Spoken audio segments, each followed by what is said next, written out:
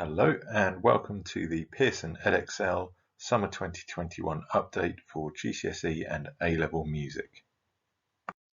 The session will cover key dates and deadlines, the support that we offer, cover our UK qualifications and have a look at the additional assessment materials that are provided. So to give some context to the situation for summer 2021, it was confirmed that students will receive grades awarded and determined by teachers, and that students will only be assessed on what they have been taught by their teachers. There wouldn't be any algorithms used, and that teachers will be able to draw on a range of evidence when determining the grades. That includes the optional use of questions provided by exam boards, mock exams, coursework, or other work completed as part of the pupil's course, such as essays or in-class tests. Exam boards have provided guidance for teachers on their websites, and teachers will need to submit their grades to exam boards by the 18th of June. However, centres may have their own internal deadlines for quality assurance processes, so please be mindful of that. And it was also confirmed that the results days for GCSE and A-level and some vocational qualifications will be slightly earlier and will take place on the 10th of August for GCE, so A-level, and the 12th of August for GCSE. So here's a timeline of some key dates. So many of these have passed now, but on the 26th of March, the JCQ grade descriptors were published, and then on the 31st of March, the additional assessment materials were provided by the exam boards, and that included mapping grids, mark schemes, and sets of questions. Other key dates that to sort of make note of here are is the window for submitting the teacher assessed grades, and that runs from the 26th of May to the 18th of June. And then, as already mentioned, there is the results days on the 10th of August and the 12th of August. There's also a link here on this slide to go to key dates that are available on our website. We'll now have a look at the guidance provided by JCQ. So on the 26th of March, JCQ issued their guidance on determining grades. This will be the main guide that UK centres will need to follow as they arrive at the grades for learners this summer. Make sure you've downloaded the following information from the JCQ website. There's the editable centre policy, assessment record sheet, head of department checklist, and there's the grade descriptors as well. We've also provided on our website top 10 important things to note, which is an interactive PDF. And we will now go through some of that as a summary over the next few slides as well. There is the quality assurance process, and there's a few stages to this. There are obviously going to be internal quality assurance processes that your centre will have, and that will be part of the policy that's been submitted. There will be virtual centre visits conducted where centre policy indicates further support and guidance might be required. And there is also the third stage, which is targeted and random sampling by awarding organisations of centre policies and the evidence underpinning the grades that are submitted. So that would take place after the submission of the teacher assessed grades. The quality assurance process will support centres to construct appropriate processes to underpin the determination of grades. As mentioned, there are internal and external processes, and your centre will have a policy that underpins and lays out the internal quality assurance process. Every centre must produce that centre policy, and this can be done by choosing to adopt the pre-populated template. Only one policy needs to be produced and submitted. The policy must provide a summary of the centre's approach to assessment and quality assuring the centre determined grades. And for every centre, the head of centre is required to complete the summary of centre policy form and to upload the centre policy as an attachment. That should have been submitted by the 30th of April. To cover some guidance on grading, heads of centre should ensure that students have the opportunity to show the full breadth of their knowledge and understanding in each subject based on what they have been taught. It is important that the grades represent a holistic, objective judgment based on the evidence of each student's performance in each subject. The evidence should be consistent across the class or the cohort wherever that's possible. And the evidence can be different types and can come from across the course of study as well. Please make sure that you have a look at the Pearson Professional Development Academy. There are lots of resources, guides and checklists on there. So please do have a look at those and have a look at the guides on the qualifications website as well. To arrive at a grade, you would need to consider what has been taught. You then collate and collect all the evidence. You would evaluate the quality of the evidence provided by each student, establish whether the proposed range of evidence is suitable for all of your students, and then you would assign a grade.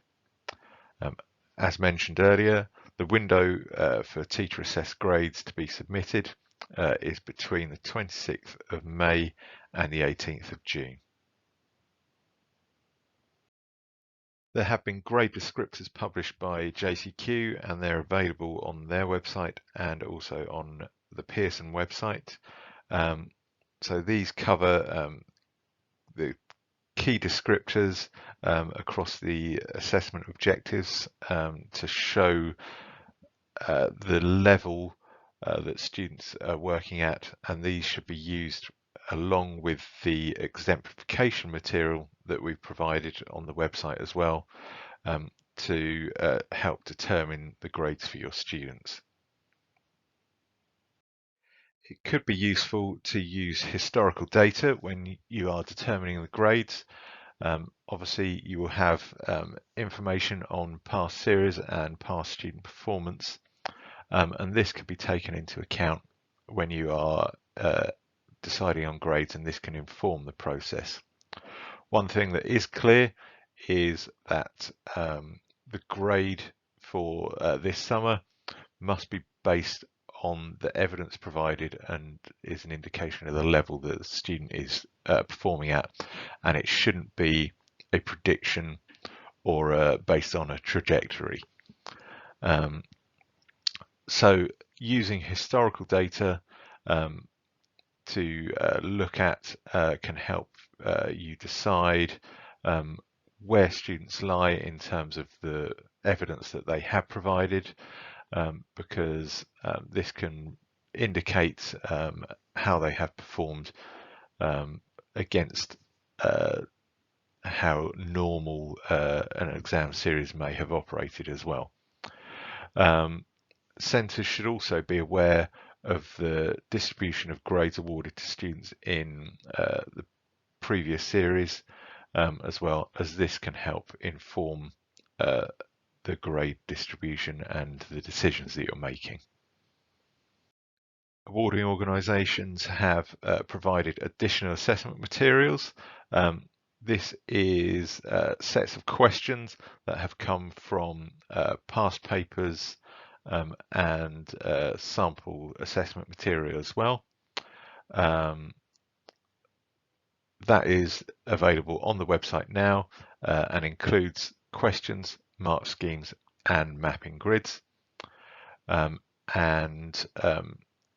This material has now been made available in terms of the questions for students to use as well. So the additional assessment materials are arranged by topic, and for GCSE and A-level music that has been done by area of study. One thing to note is that it's examination questions, so it doesn't cover the NEA components. And obviously the number and the breadth and depth of the material will vary between subjects because of how many examination series have happened, for example. Other support material could also include past examiner reports, the marked exemplars of student work that are available on the website, and links to other information which will help with using and marking these assessment materials. It has been encouraged that reasonable adjustment applications be processed as normal for assessments and students taking assessments this summer, and that will formalise the arrangements for the students' assessments in there. Awarding organisations will continue to provide their usual support to centres with advice and guidance on how to modify the additional assessment materials. And it may be possible that we can provide extra support and guidance in some special cases such as visual impairments as well.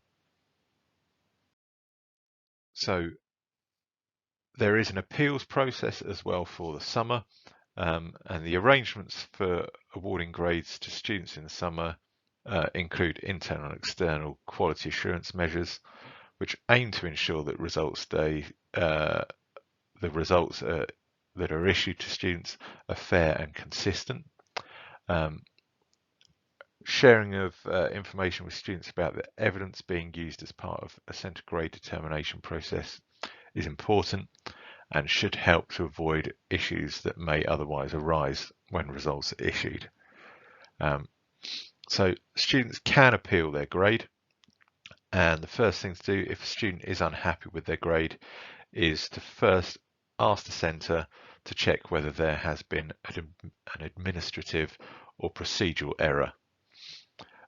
Where a centre does identify an error, they can submit a revised grade and a rationale to the exam board, and if the exam board is satisfied with the rationale, it will issue the revised grade. Where a centre doesn't believe an error has been made, a student can ask the centre to appeal to the exam board on their behalf. The centre will then submit the student's appeal to the exam board and provide the evidence on which its judgment has been made. The exam board will then consider the evidence and, in its view, decide if the grade given is a fair and academic judgment, or if not, the exam board will also check that the centre has followed its own procedures. We'll now look at the communications and the support that we are offering. So, as mentioned, lots of material is available on the qualifications website, and there's also lots of support material, guidance and training sessions available on the Pearson Professional Development Academy. There's downloadable guides, videos and pre-recorded and live events on there as well. So please do sign up to be the first to know about when training becomes available. So there is a section on the qualifications website specifically for summer 2021 support, and there's a link on this slide here. There's also helpful information on the Ofqual website, and please do also sign up to receive the regular qualification updates through the Pearson Qualification Bulletin. That will give the latest news on the current arrangements and keep you up to date with all the latest information. We're also providing support for students, parents and carers, and there's a dedicated page on the website for that. So please do encourage your parents, carers and students to sign up for the newsletter to receive the latest news and information there as well. We'll now look at some subject-specific information for GCSE and A-level music. So in September, there were changes to the NEA components. So for GCSE, this was for students to complete one performance, and this performance could be solo or ensemble, but there was no requirement for ensemble to take place. The performance had to be at least 1.5 minutes if it was a solo performance, or 2 minutes if it included as part of the performance ensemble. It wasn't now necessary to submit the work for moderation. And for A-level, there were similar changes where the students could perform one performance. Ensemble could still be performed if it was possible in the centre, but there's no requirement for this. The performance would be at least 3 minutes in duration, and the change recently is that the work wouldn't need to be submitted to an examiner. For component 2, for GCSE, students were required to complete one free composition chosen by the student of at least 2 minutes in duration, and that wouldn't need to be submitted for moderation. And for A-level, again, students would complete one free composition chosen by the student of at least 3 minutes in duration, and again, it wouldn't need to be submitted to be marked by an examiner. And in both cases for GCSE and A-level, the appraising exam component 3 wouldn't be going ahead in summer 2021. So we've covered some FAQs for GCSE and A-level music as well. So should the PAS and CAS forms still be completed? So for A-level, we will be providing some updated PAS and CAS forms to allow marks and comments to be recorded and added to the sheets. For GCSE, the existing forms can continue to be used as in a previous series. It is good practice to complete the PAS and CAS forms as you normally would and retain them in the centre so you've got a clear record of your decisions to support the tag given. But there isn't a requirement to complete the forms and there's no requirement to complete NEA or submit it to be marked by an examiner, but it may be requested as part of the quality assurance processes or if there's any appeals. We'll cover some specific guidance for NEA for music. So for GCSE Component 1 performing, guidance on the specific adaptations for 2021 has already been published. If work meets the 2021 adapted requirements, you should be marking this using the assessment grids in the specification. Work that meets the specification requirements can also be marked using the same assessment grids.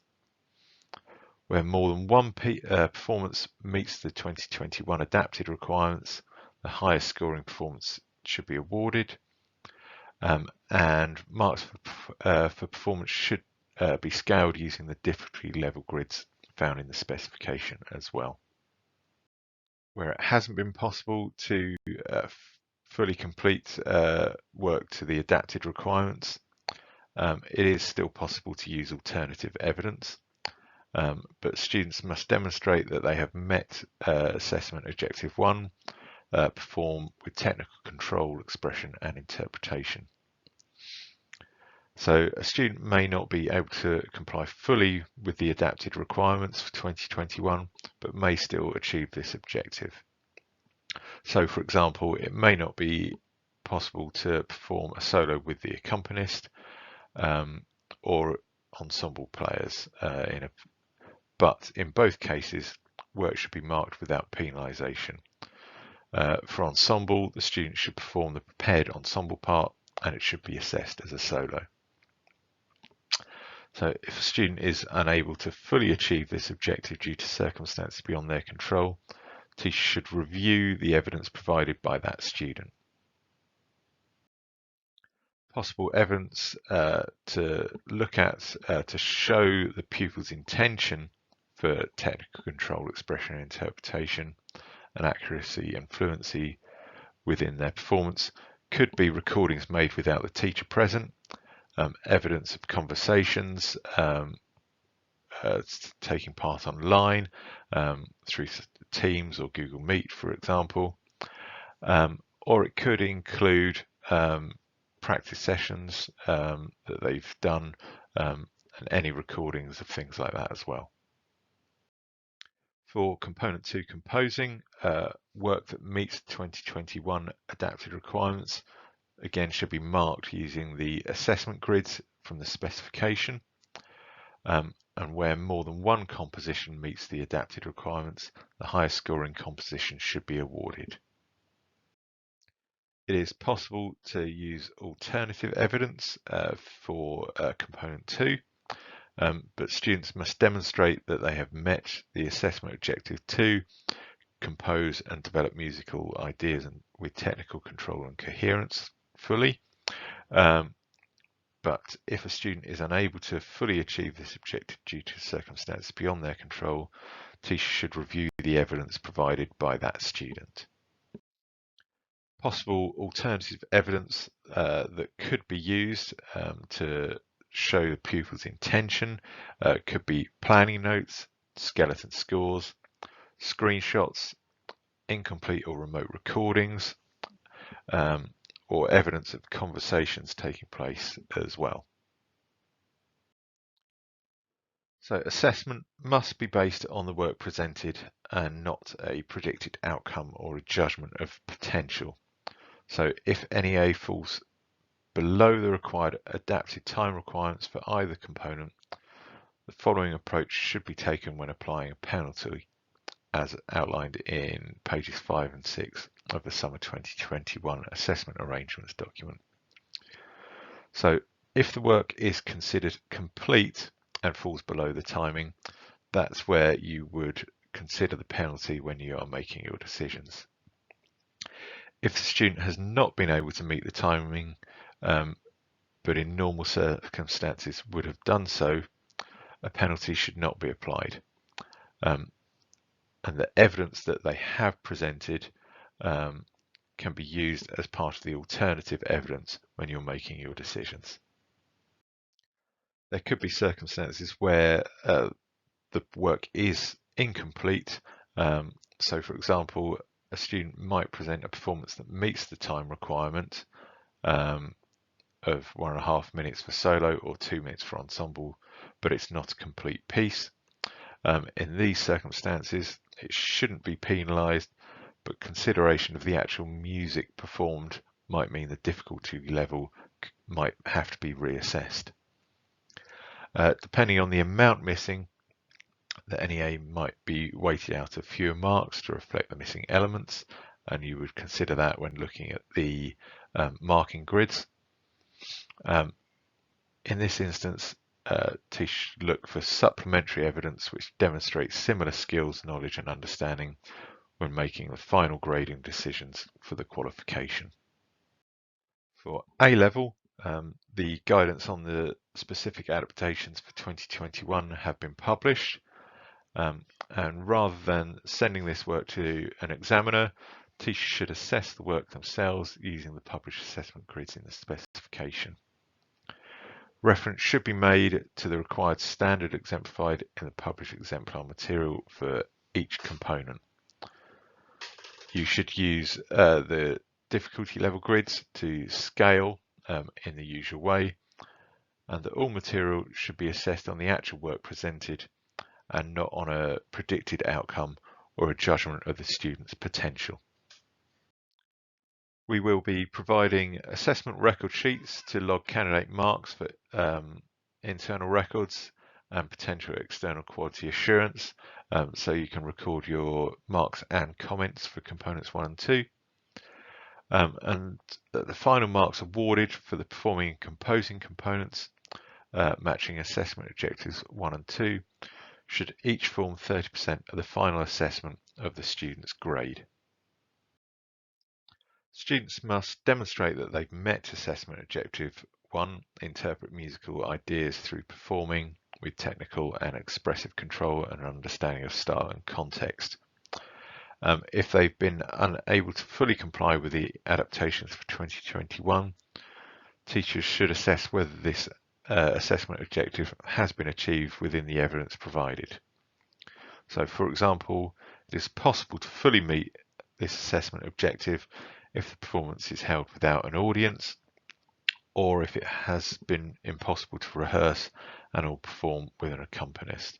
It might be that the performance submitted was not recorded in the presence of the teacher, and in this instance the teacher must be certain that the work is entirely that of the student themselves, and any teacher assessed grade must be based on the work presented, not a prediction of the outcome or a judgment of the potential.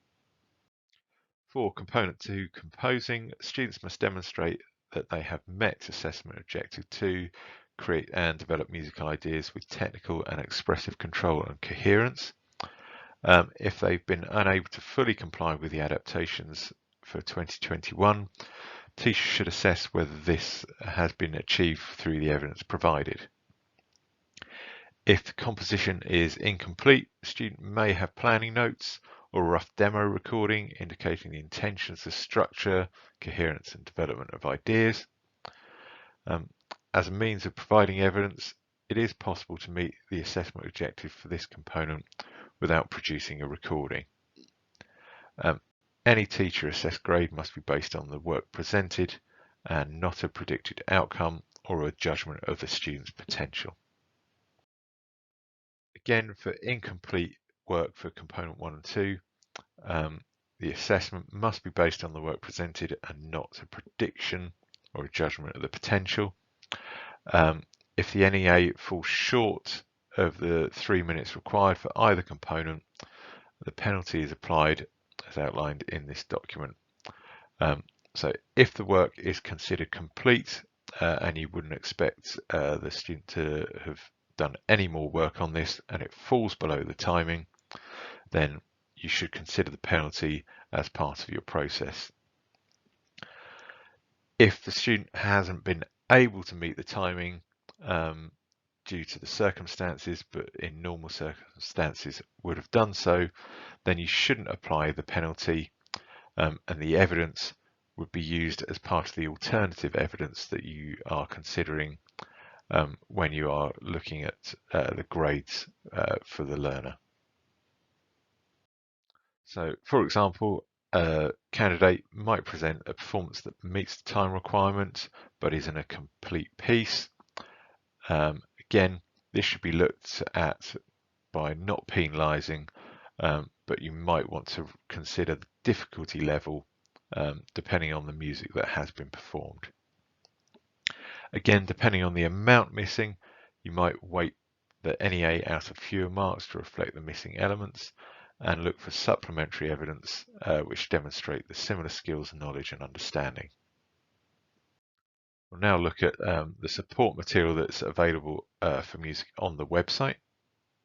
So if you navigate to the qualification page and go under the course materials section, you can then select teaching and learning materials, and this is where you will find lots of the resources that can support you through this. You'll notice on this slide there's the Summer 2021 assessment materials for centres, and this includes the grade descriptors, the exemplification material and the additional assessment materials. So under the teaching and learning materials you will find the exemplar student material. There's guidance, so there's guides for each set work, getting started guides and assessment grid guidance. There's support materials such as FAQs and the NEA guidance for both GCSE and A-level. As already mentioned, there's the Summer 2021 assessment materials for centres, including the grade descriptors, exemplification material, and the mark schemes and questions with the audio. And there's also the assessment materials for students, which includes the additional assessment materials. There's also past paper and sample materials for GCSE and A-level. So for GCSE, there's the sample assessment materials, audio files, scores. There's the June 18 paper, the June 19 paper, and the November 20 paper. There's also for A-level sample assessment materials with audio files, scores. There's lists of recordings, the June 18 paper, June 19 paper, and the October 20 paper.